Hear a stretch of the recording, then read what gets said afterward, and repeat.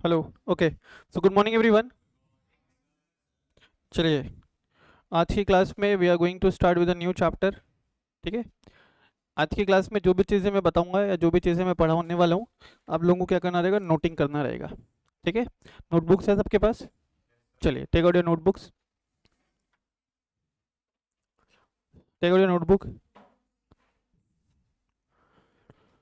So we are going to start with FEMA 1999।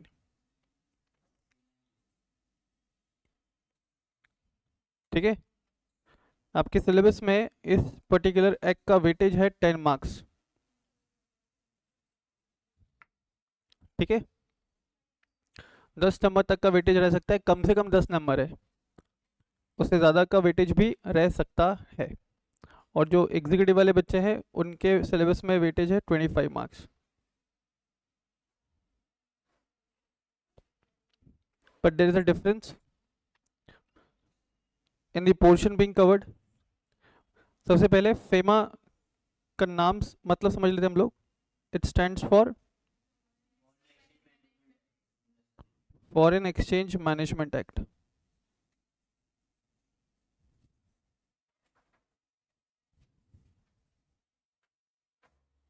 Foreign exchange management act 1999।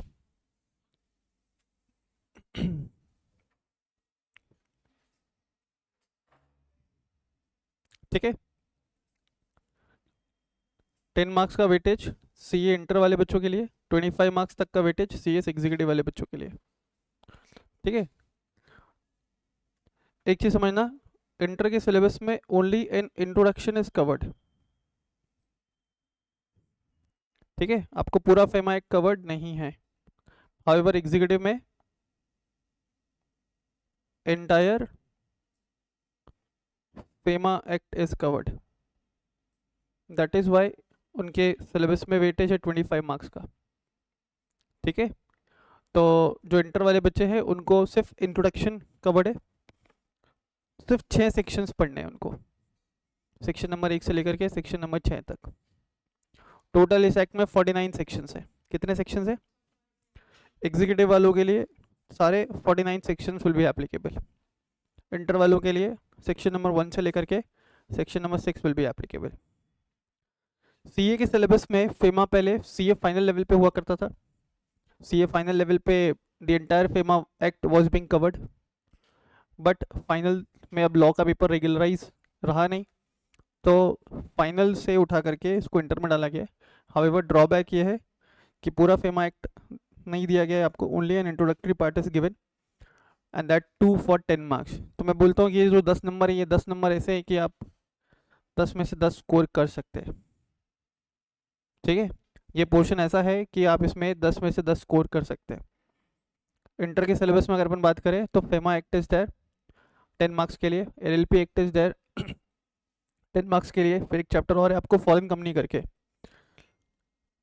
10। तो ये 30 number ऐसे हैं कि 30 को अगर आप ठीक से प्रिपेयर करते हो तो 30 में से 25 तक भी आप स्कोर कर सकते हैं। कितना बोल रहा हूँ मैं? 30 में से 25 स्कोर कर सकते हो आराम से। क्योंकि ज़्यादा कुछ टेक्निकलिटी इन्वॉल्व नहीं है। क्लियर? ओके। तो एक बार एक काम करते हैं, स्ट्रक्चर एक बार डिफाइन करते हैं अपन लोग, then we will start with the discussion. Structure of FEMA. Structure write down the entire act. The entire act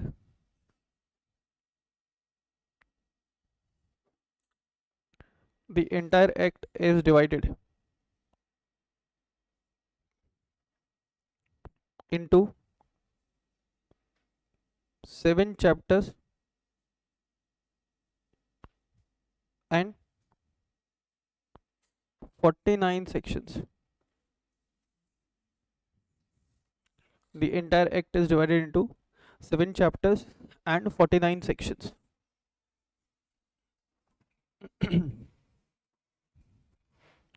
ठीक है। अच्छा, अब आ जाओ एक बार नाम पे सारे बच्चे। नाम क्या है? Foreign exchange. तो फॉरेन एक्सचेंज का मतलब क्या? फॉरेन एक्सचेंज का मतलब क्या?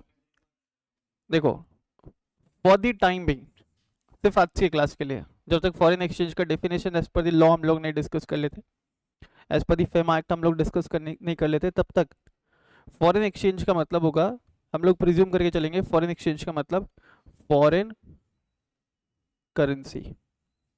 क्या प्रिज्यूम करके चलेंगे? Foreign currency. ठीक है, फॉरेन करेंसी का मतलब any currency other than INR, है ना, any currency other than INR।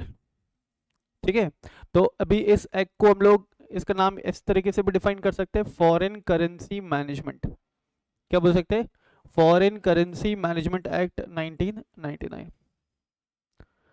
ठीक है, अब क्वेश्चन अराइज होता है कि why foreign currency management is required, why foreign currency management is required. तो थोड़ा बहुत इकोनॉमिक्स आप लोगों ने 12th स्टैंडर्ड तक पढ़ा रहेगा सब लोगों ने, है ना, थोड़ा बहुत इकोनॉमिक्स सबने पढ़ा है। तो मुझे बताओ फॉरेन करेंसी क्यों इंपॉर्टेंट है for the economic development of any nation? What is the importance? What is the importance? Foreign currency क्यों इंपॉर्टेंस है? फॉरेन करेंसी रिजर्व क्यों इंपॉर्टेंस है किसी भी देश के इकोनॉमिक डेवलपमेंट के लिए, किसी भी कंट्री के इकोनॉमिक डेवलपमेंट के लिए? फॉरेन इन्वेस्टमेंट वगैरह बढ़वाना। Okay, what else?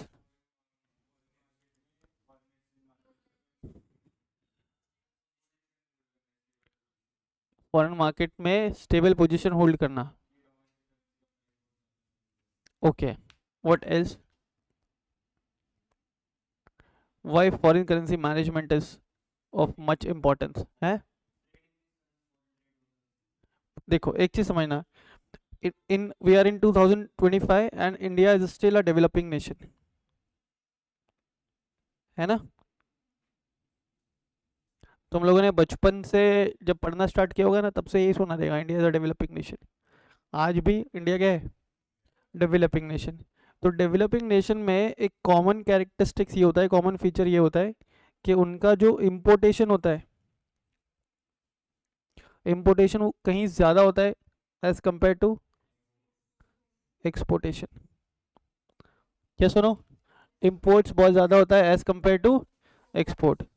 तो जब इम्पोर्टेशन ज़्यादा है एक्सपोर्टेशन से, तो at the time of making importation of any goods और services, one needs to make the payment, one needs to make the payment in what? Foreign currency.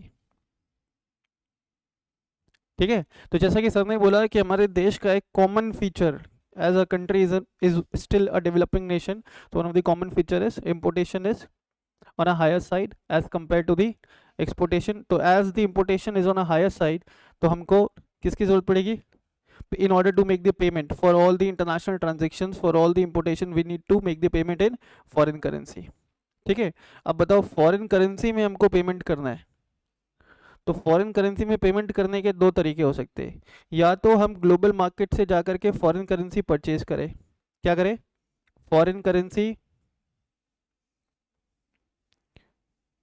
Purchase करना पड़ेगा, है ना, in order to make the payment for all the international transactions। ठीक है, या एक दूसरा तरीका, हमें हमारे देश में फॉरेन एक्सचेंज रिजर्व क्या करना पड़ेगा? मेंटेन करना पड़ेगा। ठीक है, क्या करना पड़ेगा? फॉरेन एक्सचेंज रिजर्व मेंटेन करना पड़ेगा इन ऑर्डर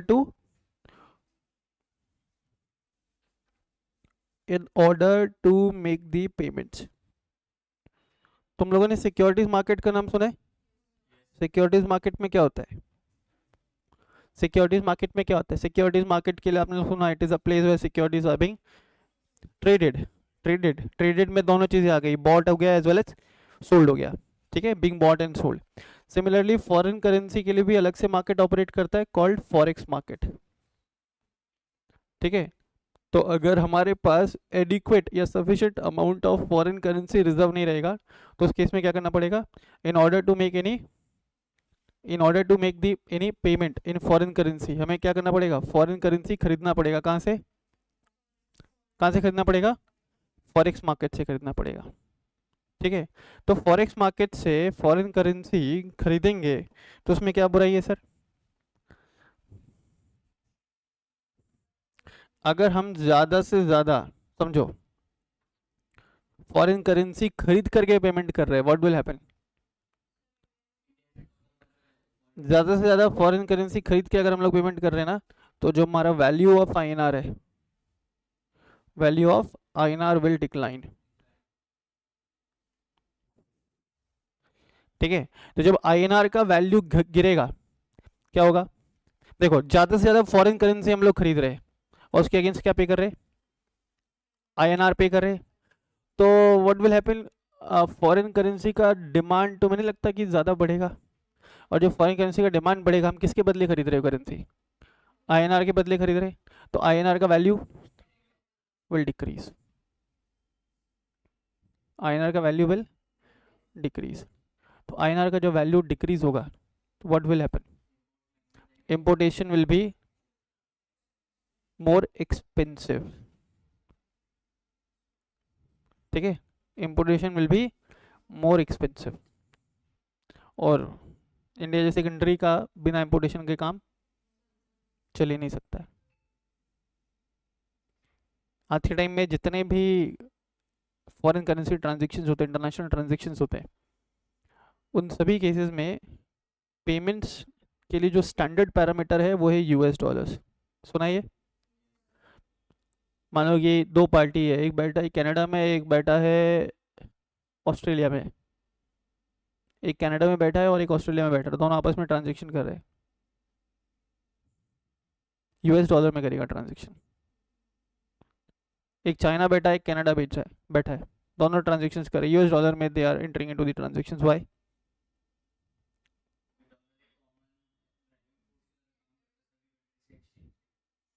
ड्राइविंग फोर्स की तरह काम करता है।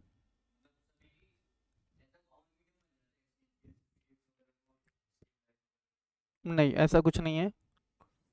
मैंने बोला कि एक पार्टी बैठा है चाइना और एक पार्टी बैठा है कनाडा,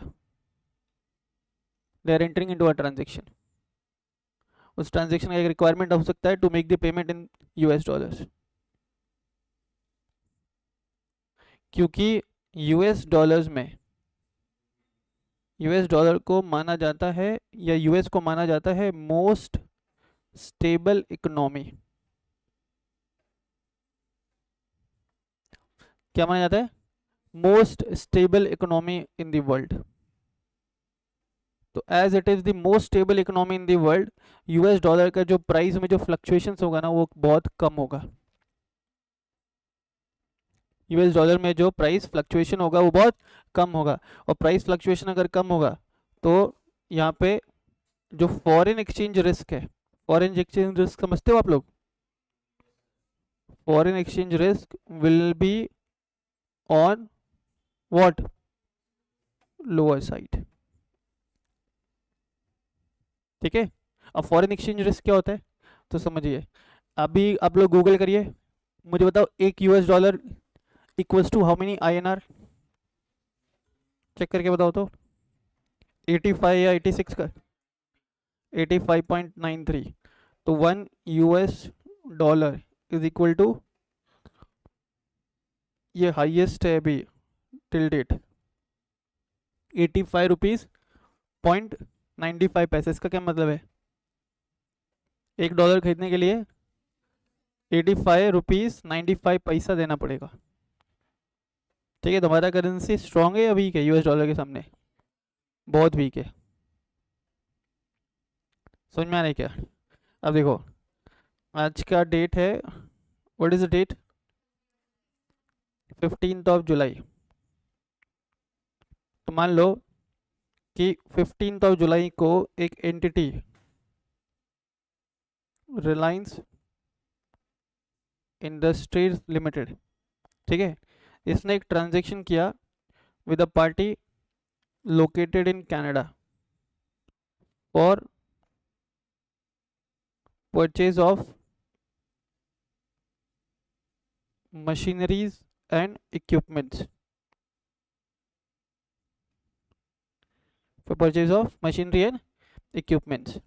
ठीक है, मैं आपको फॉरेन एक्सचेंज रिस्क समझा रहा हूँ।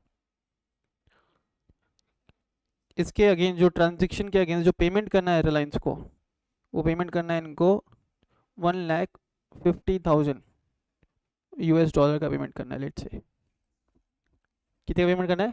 1,50,000 US dollar, and the payment is to be made on 16th of September 2025।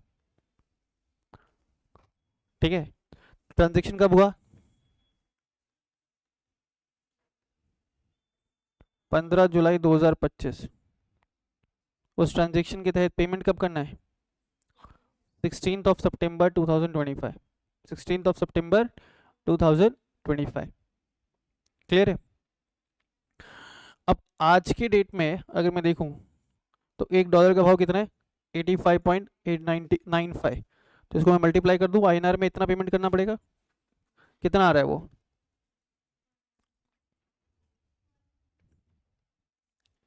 कितना आ रहा है? हाँ, 1,34,92,000।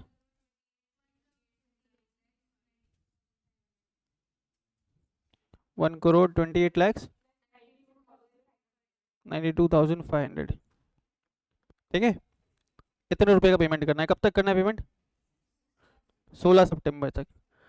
अब 16 सितंबर को जब पेमेंट करने के लिए जा रही है कंपनी, तो उस डेट तक $1 becomes equivalent to let's say 115 INR। तो एक्सचेंज रेट अपन कौन से डेट पे देखेंगे? जिस डेट पे पेमेंट करना है। तो एक्चुअली में ऑब्लिगेशन इतने का होना चाहिए था, जो बढ़ करके कितना हो गया? कितना हो गया? 1,72,50,000। ये एक्सचेंज रिस्क है। कितने रुपए का लॉस है? 55 लाख के आसपास का कुछ लॉस है। कितने का?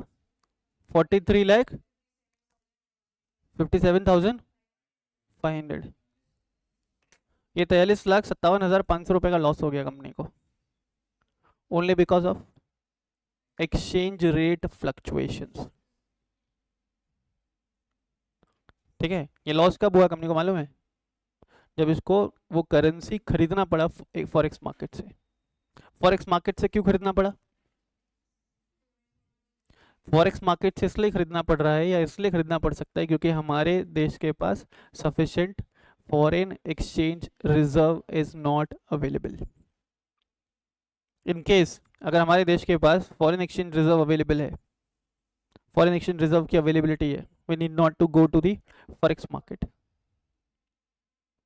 ठीक है, देखो 2-3 तरीके ही हैं जिससे अपन foreign currency transaction smoother manner में कर सकते हैं। पहला, या तो अपन फॉरेन एक्सचेंज रिजर्व मेंटेन करें। तो फॉरेन एक्सचेंज रिजर्व मेंटेन कैसे कर सकते हैं? एक्सपोर्टेशन ज़्यादा हो। तो एक्सपोर्टेशन ज़्यादा हो इसके लिए गवर्नमेंट क्या करेगी? एक्सपोर्टेशन करने पे in number of benefits subsidies will be provided. Government बहुत सारे इंसेंटिव्स देगी, गवर्नमेंट बहुत सारे इंसेंटिव्स देगी, टैक्स बेनिफिट देगी, सो कंप्लाइंसेस कम करेगी, so as to motivate people कि वो ज़्यादा से ज़्यादा क्या करे? एक्सपोर्ट करे। एक्सपोर्ट करेंगे तो क्या होगा? फॉरेन करेंसी आएगा या जाएगा? आएगा। दूसरा, हमारा जो गवर्नमेंट है वो अट्रैक्ट करे foreign direct investment. Foreign direct investment किस में आएगा? अगर एक फॉरेन का पार्टी इंडिया में इन्वेस्टमेंट कर रहा है, किस में आएगा? इन फॉरेन करेंसी। तो या तो एक्सपोर्टेशन बढ़ाए या फॉरेन डायरेक्ट इन्वेस्टमेंट बढ़ाए। तीसरा, टूरिज्म बढ़ाए, ज़्यादा से ज़्यादा फॉरेनर्स इंडिया में घूमने के लिए आए। ठीक है, जिससे ज़्यादा से ज़्यादा फॉरेन करेंसी का क्या हो। चौथा, इंपोर्टेशन घटाएं। तो इंपोर्टेशन कब घट सकता है? जब हम लोग सेल्फ डिपेंडेंट बने। ठीक है, मैक्सिमम गुड्स का प्रोडक्शन इंडिया में ही हो। ठीक है, लेकिन इंपोर्टेशन तभी घट सकता है, एक तरफ तो हम लोग इंपोर्टेशन घटाने की बात कर रहे हैं और दूसरी तरफ हम लोग बात कर रहे हैं कि India is the most populated country in the world. ठीक है, चाह के भी इंपोर्टेशन घटाया नहीं जा सकता है। हमारे देश का बहुत हमारे देश में बहुत सारे प्रॉब्लम्स का जो रूट कॉज है वो पॉपुलेशन ही है, ठीक है, और वो पॉपुलेशन ही रहेगा। कोई भी गवर्नमेंट आए, कोई भी गवर्नमेंट जाए, वो ज़्यादा कुछ कर नहीं पाएंगे because of the India is over populated. समझ में आ रहा है क्या? तो कुल मिलाकर के अभी तक के डिस्कशन से हमें ये तो मालूम चला कि सर एक चीज़ बहुत इम्पॉर्टेंट है हमारे देश के लिए, हमारे देश के इकोनॉमिक डेवलपमेंट के लिए, that is foreign currency reserve. ठीक है, अब मुझे एक गूगल करके दिखाओ इन्फॉर्मेशन, अभी इनका नेट नहीं चल रहा है, आप लोग अपने लेवल पे चेक करो कि पिछले 10 साल में हमारे देश का फॉरेन एक्सचेंज रिजर्व बढ़ा है या घटा है। अगर बढ़ा है तो कितने प्रतिशत से बढ़ा है, और घटा है तो कितने प्रतिशत से घटा है। फॉरेन एक्सचेंज रिजर्व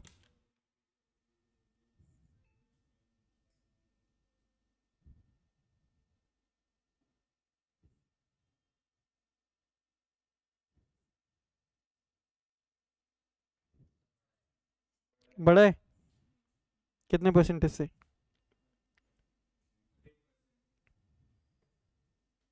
हम्म,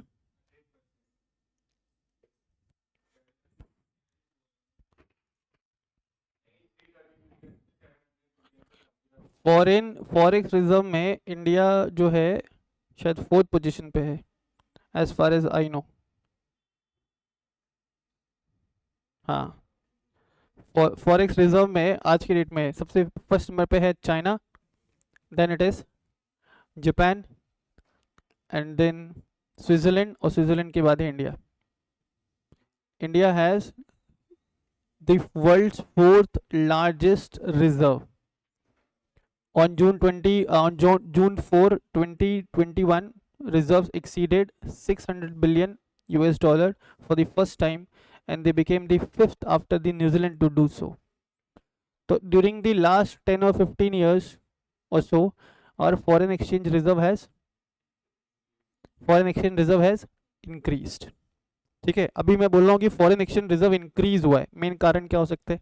तो एक्सपोर्टेशन भी बढ़ा होगा, ठीक है, फॉरेन डायरेक्ट इन्वेस्टमेंट भी बढ़ा होगा, फॉरेन टूरिज्म बढ़ा होगा, और हो सकता है कि इंपोर्टेशन कुछ कुछ सेक्टर्स में घटा होगा।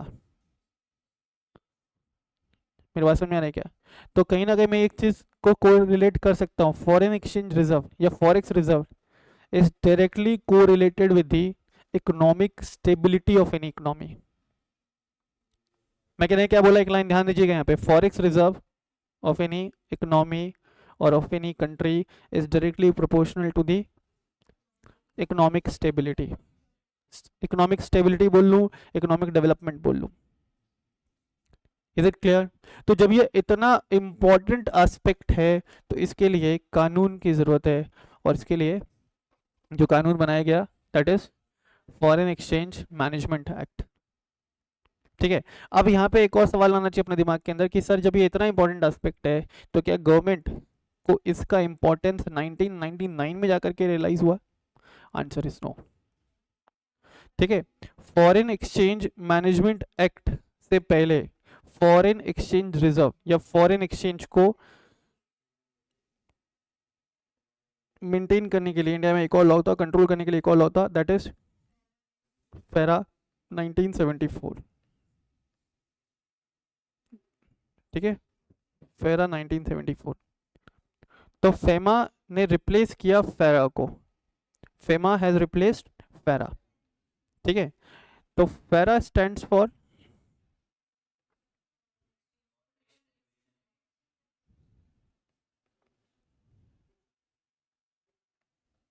Foreign exchange regulation act, and FEMA stands for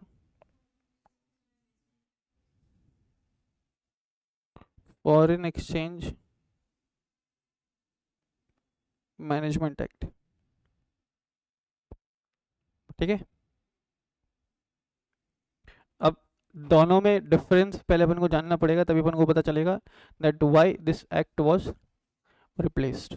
ठीक है, तो एक नाम में ना डिफरेंस इन टर्मिनोलॉजीज है, यहाँ पे पर्पस है to regulate, purpose is to regulate, और यहाँ पे purpose is to manage, but यही डिफरेंस है, बस यही डिफरेंस है दोनों एक्ट में।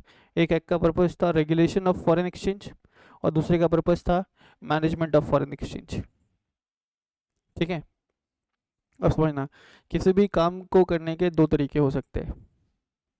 ठीक है, किसी की भी काम को करने के लिए दो तरीके हो सकते हैं। मैं चाहता हूँ कि जितने भी स्टूडेंट हैं इस क्लास के अंदर, वो सारे स्टूडेंट अच्छे से पढ़े और पास हो जाए,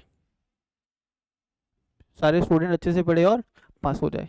तो in order to ensure this I can follow two approach, I can follow two approach. पहला अप्रोच है कि मैं स्टूडेंट के साथ ना हद से ज़्यादा स्ट्रिक्ट रहूँ। ठीक है, मैं क्या करता हूँ, मैं ना पेरेंट्स से ना अंडरटेकिंग ले लेता हूँ कि एक साल के लिए अब ये बच्चा आपका हमारे भरोसे है। ठीक है, हम इसकी मार कुटाई भी कर सकते हैं, हम इसको 8-10 दिन यहाँ पे बंद करके भी रख सकते हैं भूखा प्यासा। ठीक है, ऐसा अंडरटेकिंग ले रहा हूँ मैं पेरेंट्स से। पेरेंट्स ने अंडरटेकिंग दिया, पेरेंट्स ने बोला कि रिजल्ट वाले दिन हमको मार्कशीट में पास चाहिए। मैंने बोला रिजल्ट वाले दिन मैं इंश्योर करूंगा कि मार्कशीट में पास दिखे दिखे, इंश्योर करने की कोशिश करूंगा, I can not give any guarantee. ठीक, अब मैं क्या करता हूँ, मैं बहुत स्ट्रिक्ट अप्रोच फॉलो करता हूँ बच्चों को लेकर के। ठीक, कोई भी स्टूडेंट 5 मिनट भी क्लास के अंदर लेट आता है तो मैं उसको क्लास में एंट्री नहीं देता हूँ। कोई भी स्टूडेंट अगर होमवर्क नहीं करके लाता है, ठीक है, तो मैं उसकी बहुत इंसल्ट करता हूँ। किसी के अगर टेस्ट में मार्क्स कम आते हैं तो मैं उसकी बहुत बुरी तरीके से इंसल्ट भी करता हूँ, मैं उसको 2 दिन क्लास के अंदर बंद भी कर देता हूँ और प्लस उसके ऊपर फाइन पेनल्टीज भी लगाता हूँ। ठीक है, मैंने एक और चीज़ इंश्योर किया है कि मैंने बोला है कि देखो, मैं अगर किसी दिन कोई भी बच्चा मुझे मार्केट में इधर उधर कहीं घूमता हुआ दिख गया तो उसको वहीं पे पीटना चालू कर दूंगा। ठीक है, मेरे को कोई दिखना नहीं चाहिए कहाँ पे, या तो तुम दिखोगे क्लासेस पे या दिखोगे घर पे। अगर मार्केट में कोई स्टूडेंट कभी भी दिख गया तो I start beating the student. तो 1-2 लड़के मिल गए मुझे मार्केट में, मैंने उनको कूटना चालू कर दिया और कूट कूट के क्या किया, उनको सीधे घर पहुंचा दिया। इवन दो वो अच्छे से पढ़ रहे थे, सारा होमवर्क भी करते थे, क्लास में टाइम पे भी आते थे, लेकिन मुझे कहाँ दिख गए वो, मार्केट में। तो मैंने ये एज्यूम कर लिया कि ज़रूर अपना समय खराब कर रहे हैं, आई स्टार्टेड बीटिंग देम। ठीक है, तो ये जो फर्स्ट वाला जो अप्रोच है ना, इस फर्स्ट वाले अप्रोच पे ना मुझे ना स्टूडेंट्स पे बिल्कुल भी भरोसा नहीं है। मैंने बोला कि अगर किसी के पास मुझे फोन दिख गया ना तो उसका मैं फोन तोड़ दूंगा। ठीक है, ठीक है, फर्स्ट अप्रोच। ठीक है, जहां पे मैं बहुत ही ज्यादा कंजर्वेटिव हूँ स्टूडेंट्स को लेकर के, उनकी पढ़ाई को लेकर के।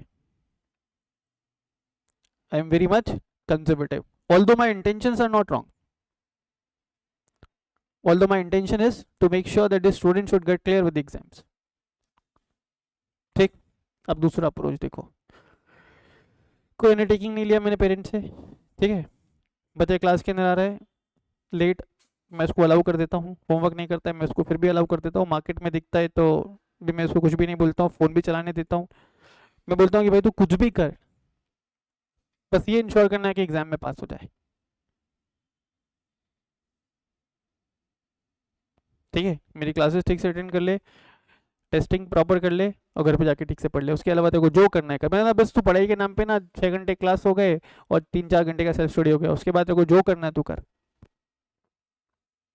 तेरे को जब छुट्टी पे जाना है तू जा, छुट्टी पे जाना है, बच्चा बोलता है छुट्टी पे जाना है, मैंने जा छुट्टी पे, बैकअप कर लीजिए। ठीक है, दूसरे अप्रोच में मैं ज़्यादा भरोसा कर रहा हूँ किसके ऊपर, स्टूडेंट्स के ऊपर। ठीक है, ज़्यादा भरोसा कर रहा हूँ किसके ऊपर, स्टूडेंट के ऊपर। तो जो पहले वाला जो अप्रोच होगा ना, उसमें ना मैं हर एक स्टूडेंट का ना दुश्मन बन जाऊंगा। बच्चे बोलने लगेंगे ये तो आदमी बहुत बेकार है, ये आदमी बहुत नेगेटिव नेचर का है। कौन सा नेचर का है, नेगेटिव नेचर का है, ये तो हमें बात बात पे रोकता है, टोकता है, डांटता है, बताओ पढ़े तो पढ़े कैसे। समझ में आ रहा है क्या, first approach, although my intentions were not wrong. दूसरे केस में अरे यार ये तो मस्त आदमी है। ठीक है, इंटेंशन दोनों केस में सेम है, बट एक में अप्रोच बहुत नेगेटिव है, दूसरे में अप्रोच लिबरल है। फर्स्ट वाले में मैं बहुत कंजर्वेटिव हूँ, ठीक है, बहुत स्ट्रिक्ट हूँ, मुझे कम भरोसा है स्टूडेंट्स पे। दूसरे वाले केस में पूरा 100% भरोसा है मुझे किसके ऊपर, स्टूडेंट्स के ऊपर. Thus, I have not imposed any kind of restrictions on the students. I have not imposed any kind of restrictions on the students. ठीक है. अब तुम्हारे पास गूगल है, ठीक है. अब तुम ना एक चीज सर्च करो यहाँ पे, when Coca-Cola company entered into India and why they left India in 1978. Please check करो, पूरा एक ऐसा स्टोरी करके आएगा. 1956 में Coca Cola entered into Indian market and 1977 में they have to make an exit, है ना. और वो एग्जिट पढ़ने के पीछे सबसे बड़ा जो रीजन था वो था फेरा. प्लीज रीड इट, क्योंकि फेरा में एक रिक्वायरमेंट था जो उन्होंने, जो रिक्वायरमेंट में बोलता था कि जो भी फॉरेन के प्लेयर्स हैं, जो फॉरेन की कंपनीज इंडिया में तभी बिजनेस कर सकती है जब वो एटलीस्ट 40% इक्विटी पार्टिसिपेशन दे इंडियंस को. पढ़ो पढ़ो एक बार स्टोरी, बहुत अच्छा स्टोरी है.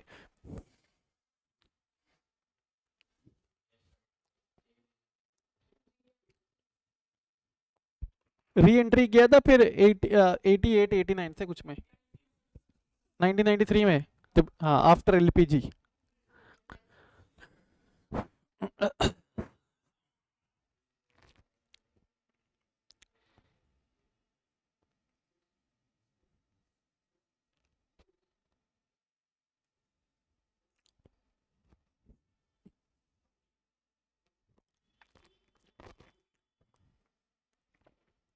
तो फेरा जो था, देखना सुनना, आज तक के इंडिया के हिस्ट्री में सबसे ज्यादा जो नेगेटिव नेचर के एक्ट्स रहे हैं उनमें से एक था फेरा और दूसरा था एमआरटीपी एक्ट.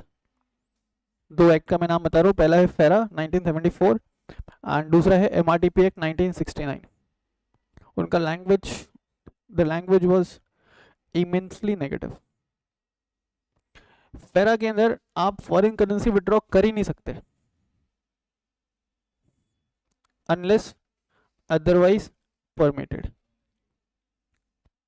क्या बोला मैं, आप फॉरेन करेंसी विड्रॉ कर ही नहीं सकते unless otherwise permitted.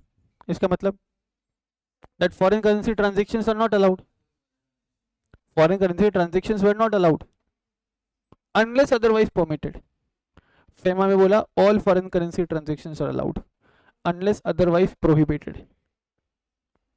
Unless otherwise prohibited. तुम लैंग्वेज चेक कर रहे हो, वहां पे प्रोहिबिटेड था अनलेस परमिटेड, यहाँ पे परमिटेड है unless prohibited. There has been entire shift, there is an entire shift in the approach. FERA के अंदर अगर उसके प्रोविजंस का कोई कॉन्ट्रडिक्शन करता था तो सबको क्रिमिनल एक्ट्स माना जाता था एंड क्रिमिनल प्रोसिक्यूशन चलता था.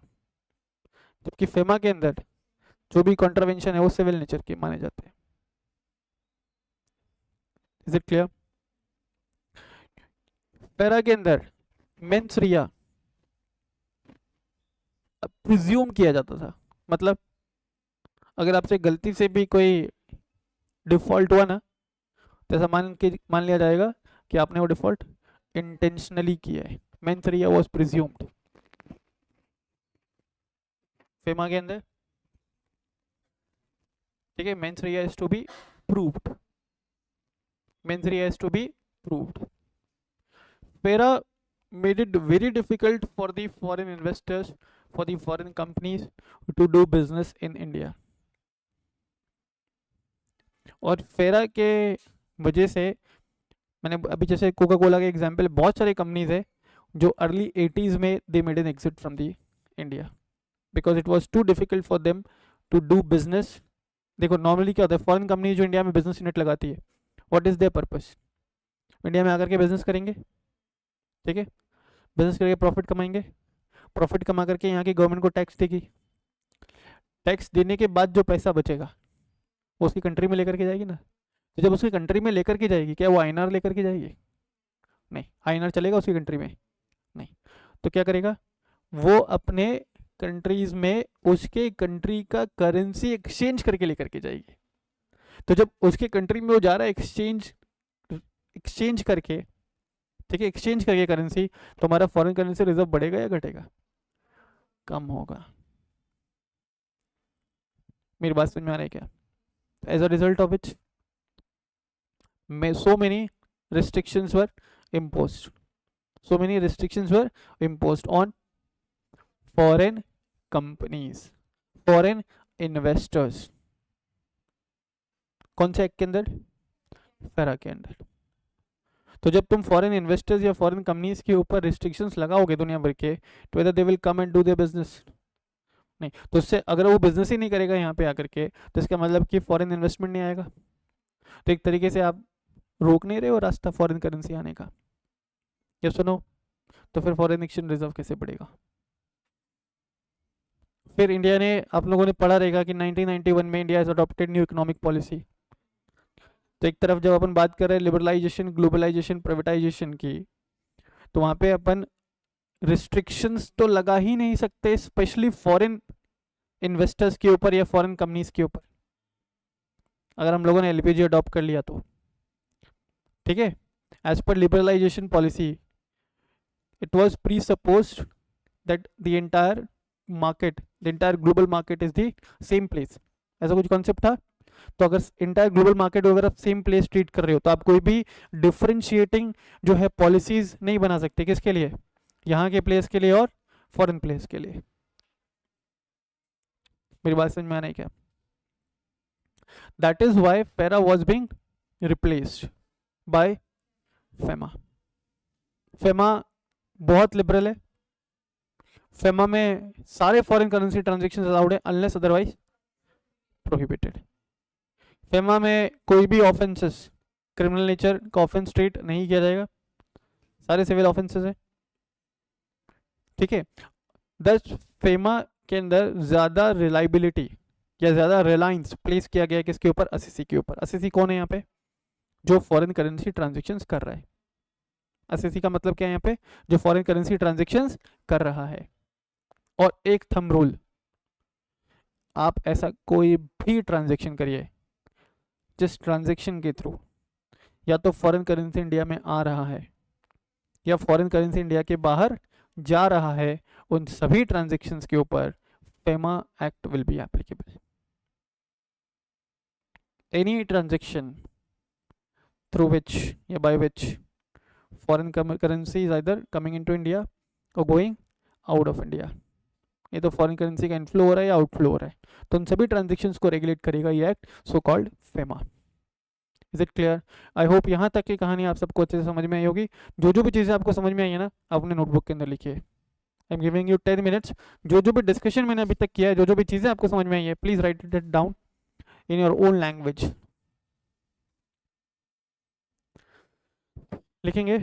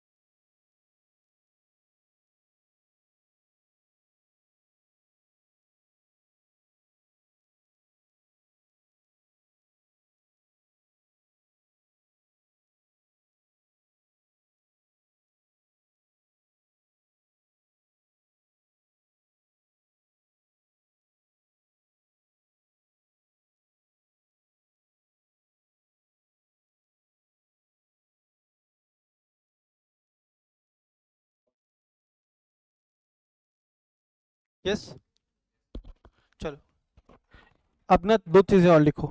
वो लिख लिया आपने कि कोई भी ट्रांजैक्शन जिसके थ्रू फॉरेन करेंसी इंडिया में आए या फॉरेन करेंसी इंडिया में जाए, उन सभी ट्रांजेक्शन के ऊपर क्या होगा, FEMA act will be applicable, है ना। फेरा के पहले, फेरा के पहले कुछ भी नहीं था बेटा, हम भी नहीं थे।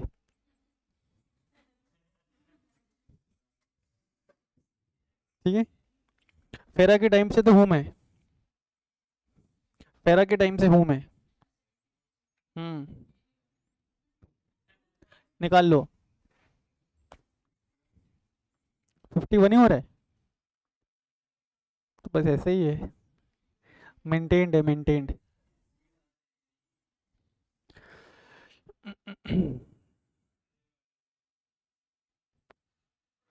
होमवर्क किया तूने कल?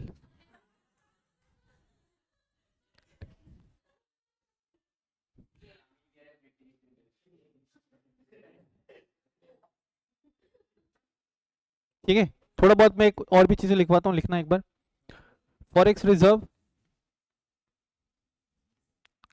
Forex reserve are the assets held by nation's central bank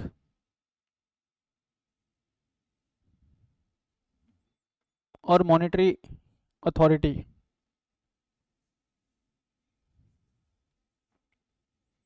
Monetary authority. It is generally held in, it is generally held in reserve currencies,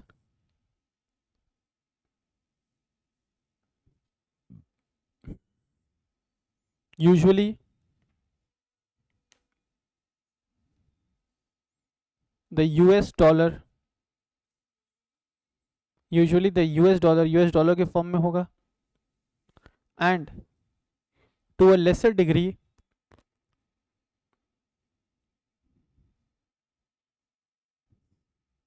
in the form of, to a lesser degree in the form of Japanese yen, Japanese yen,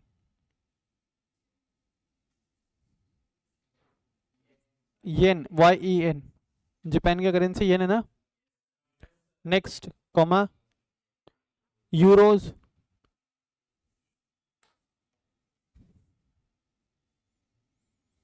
comma pound Stirling.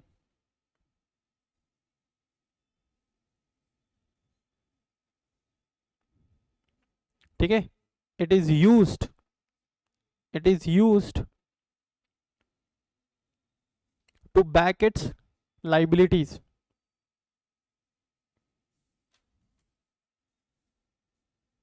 it is used to back its liabilities, like the native currencies issued, native currency का मतलब यहाँ पे domestic country का currency, it is used to back liabilities like the native currencies issued and also reserve deposited by financial institutions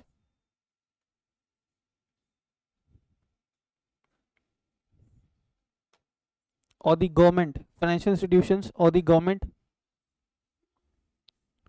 with the central bank, financial institutions or government with the central bank।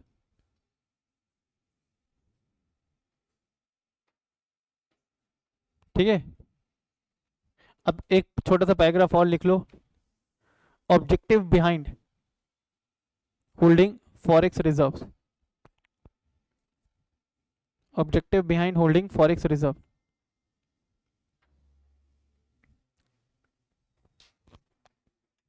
ठीक है, तो लिखो पहला objective, it supports,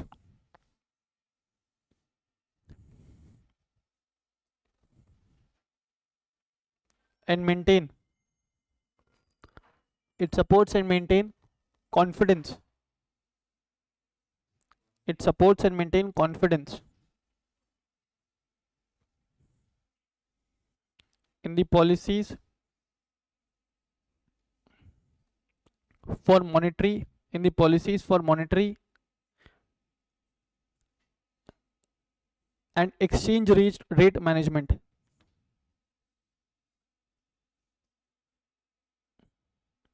forex reserve help करता है, support help करता है maintain करने में क्या, confidence while making the policy, monetary policy while making the monetary policy and foreign exchange policies से related laws rules and regulations बनाने के लिए it will help the government.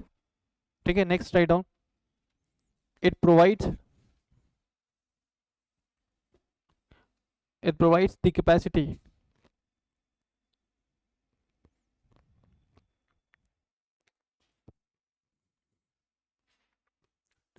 it provides the capacity to intervene in support of, in support of national,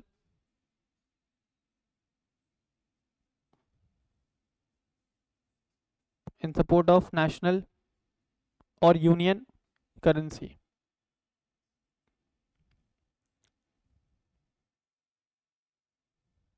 ठीक है, अब नीचे एक note लिखना, नीचे एक नोट लिखिएगा, forex reserve, forex reserve should only contain,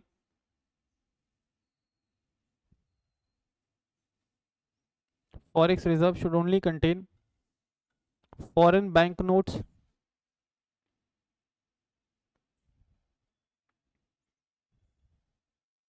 foreign bank notes, comma foreign treasury bills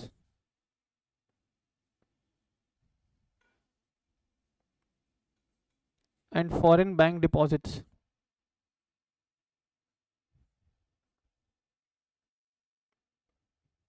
as well as short term and long term, as well as short term and long term government securities, as well as short term and long term government securities।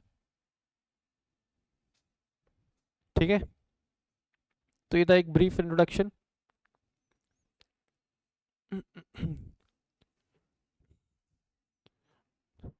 अब इस act के अंदर जो administrative authorities है, administrative authority,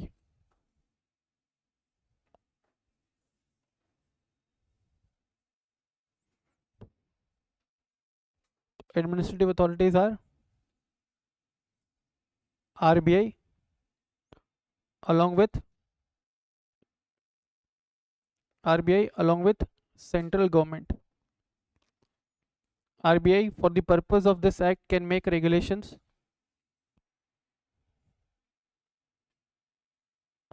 RBI for the purpose of this act can make regulations and central government can make rules, central government can make rules under the act।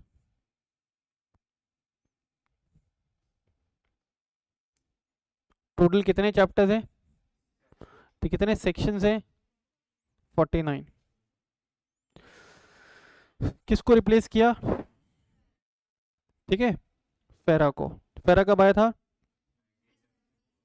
1974। ठीक है, अब इसके आगे लिखिए एक और चीज,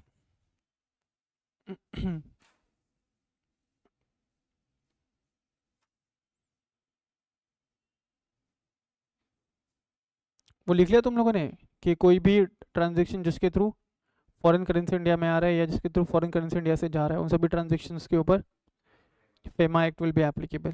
ठीक है, अब लिख लो एक और चीज, इस एक्ट का डेट ऑफ कमेंसमेंट,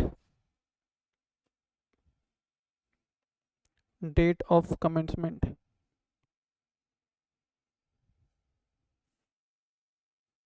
तो date of commencement is 1 June 2000। ठीक है, 1 June 2000।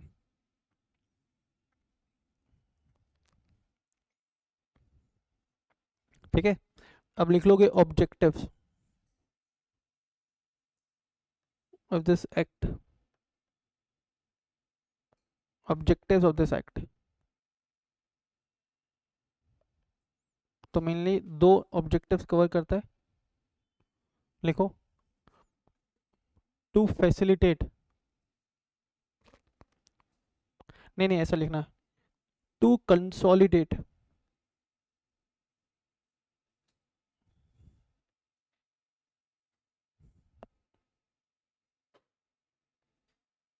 and amend, to consolidate and amend the laws relating to foreign exchange,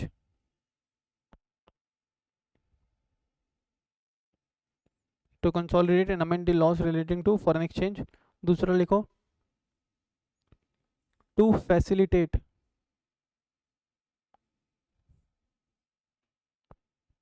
external trade and payments। So this act provides for the provisions related to external trade and payments। पहला क्या है, देखो एक चीज ध्यान रखना, कभी भी क्या होता है जब किसी पुराने एक्ट को कोई नया एक्ट रिप्लेस करता है ना, तो हमेशा उसके ऑब्जेक्टिव में ये टर्म जरूर इंक्लूड होगा, to consolidate and amend. Consolidate and amend का मतलब है यहाँ पे कि पुराने एक्ट के प्रोविजंस को भी इनमें कंसोलिडेट किया गया है और कुछ प्रोविजंस को अमेंड किया गया है, ठीक है, वाइल मेकिंग फेमा। ठीक है, तो फेमा का भी जो बेसिस है वो क्या रहने वाला है, फेरा। फेमा का जो बेसिस है वो क्या रहने वाला है, फेरा रहने वाला है। ठीक है, फिर एक वन लाइनर और लिख लो, एज पर FEMA no person can deal in foreign currency, no person can deal in foreign currency unless such person is an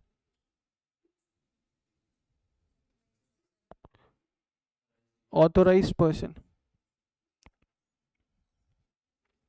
यहाँ पे जो वर्ड है डील, डील का मतलब है दोनों चीजें,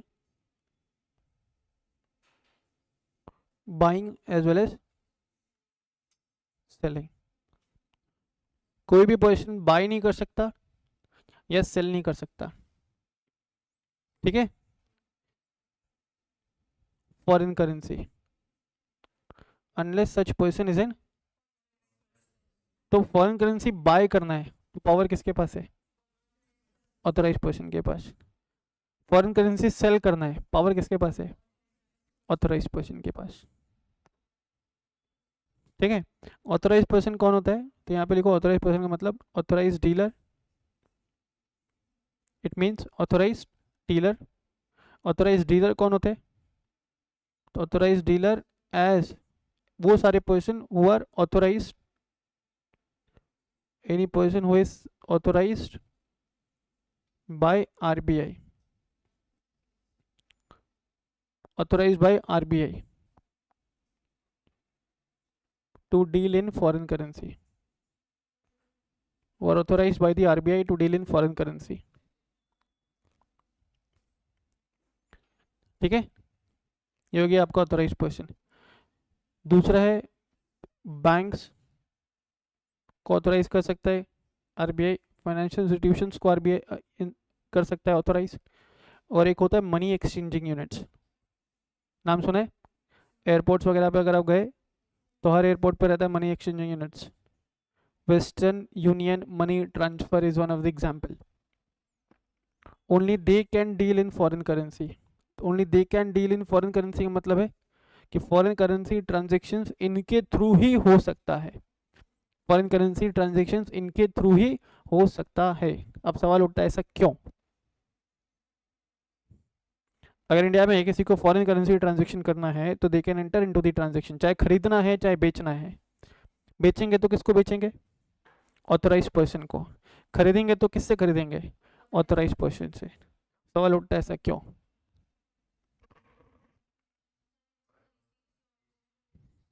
इनसे लेकर के किसी और को नहीं बेच सकते, डंडा पड़ेगा। ठीक है, बेचने गए तो इनसे लेकर के आप किसी और को नहीं बेच सकते। आप फॉरेन करेंसी ट्रांजेक्शन का बाइंग एंड आप फॉरेन करेंसी का बाइंग एंड सेलिंग नहीं कर सकते। You are not an authorise person. आप फॉरेन करेंसी होल्ड भी नहीं कर सकते बियॉन्ड $2000। कॉइन्स के लिए कोई लिमिटेशंस नहीं है, करेंसी नोट के लिए है $2000। Any person can not hold foreign currency for a value of more than $2000 at any point of time. अगर आपने $2000 से ज़्यादा होल्ड किया, $2000 की वैल्यू से ज़्यादा का फॉरेन करेंसी होल्ड किया है, तो it is punishable offence under FEMA. क्योंकि सबको अगर बिल्कुल फ्री हैंड दे दिया जाए डीलिंग के लिए, तो फिर ये फॉरेन एक्सचेंज मैनेजमेंट होगा कैसे? इनफैक्ट यहाँ तक भी प्रोविजंस होता है। मान लो, देखो मिस्टर एक्स है, सुनना ध्यान से। मिस्टर एक्स एक लीजर ट्रिप पे जा रहे हैं लंदन, तो उसने फॉरेन करेंसी विड्रॉ किया, किसके पास किया रहेगा? Authorise person. मान लो यहाँ पे बैंक है, बैंक के पास गया, वो फॉरेन करेंसी लिया, INR दिया और फॉरेन करेंसी लिया। तो जब ये फॉरेन करेंसी लेने के लिए जा रहा है ना, विड्रॉ करने के लिए जा रहा है, तो यहाँ पे इसको एक एप्लीकेशन भरना पड़ता है। उस एप्लीकेशन के अंदर उसको डिटेल भरना पड़ता है कि क्यों विड्रॉ कर रहा है। मेरी बात समझ में आ रही है क्या? क्यों विड्रॉ कर रहा है, इसका डिटेल भरना पड़ेगा। अब मान लें कि इसने लिखा है कि लीजर ट्रिप के लिए जा रहा हूँ, फिर चेक किया जाएगा कि लीजर ट्रिप करने के लिए कितने तक का फॉरेन करेंसी विड्रॉल अलाउड है, तो उतना तक ही उसको विड्रॉल अलाउड होगा। उस लिमिट से ज़्यादा करना है तो they may be certain permissions under the act, जो हम लोग अभी पढ़ेंगे थोड़ी देर के बाद, या may be in the next lecture, जहाँ पे परमिशन का रिक्वायरमेंट देखो, विद इन अ लिमिट अगर विड्रॉल हो रहा है लीजर ट्रिप के लिए तो नो परमिशन इज रिक्वायर्ड। उस अमाउंट के ऊपर जा रहे तो परमिशन में भी रिक्वायर्ड। मेरी बात समझ में आ रही है क्या? तो मान ले कि इसने यार $50,000 विड्रॉ किया। कितना विड्रॉ किया? $50,000। और उसने स्पेंड सिर्फ 35,000 किया। इसका मतलब कि जब वो इंडिया में आया, he is still left with $15,000, है ना? 50,000 विड्रॉ किया था, $35,000 खर्च हुआ है, 50,000 विड्रॉ किया था। तो जो $15,000 उसके पास बचा है while returning back to the India, उसको क्या करना पड़ेगा? ये पैसा जा करके डिपॉजिट करना पड़ेगा to the authorised person. He needs to deposit the same and he can get it exchange it against the INR। ठीक है, अगर आपने ये रख लिया अपने जेब में तो देखो पनिशेबल ऑफेंस है, और इसके पीछे एक और कारण है। अगर फॉरेन करेंसी रखना अलाउ कर दिया जाए ना सबको, तो फिर मैनेज रिजर्व बढ़ेगा कैसे? तो मुझे लगता है फिर large amount of black money would be generated. मेरी बात समझ में आ रही है क्या? आज 5 करोड़ रुपए अगर मैं INR में रखूँ तो हो सकता है कि मुझे बड़ी जगह चाहिए, पर उसको अगर मैं डॉलर्स में रखूँ तो जगह कम हो जाएगी ना? ये सुनो, एफर्ट्स कम हो जाएंगे। तो मनी लॉन्ड्रिंग भी होता है इसके through. People get it exchange against the US dollars. Is it clear? क्या यहाँ तक की कहानी सबको क्लियर है? So this was a brief introduction of this act. अभी आज से क्लास में कनेक्टिविटी इशू आ रहा है, किसी के पास बुक भी नहीं होगा? बुक है किसी के पास? बुक्स किस किस के पास है? ICAI मॉड्यूल अभी है? अभी अभी नहीं लाया हो ना, मालूम था मुझे। मैं देखता हूँ, एक सेकेंड रुको।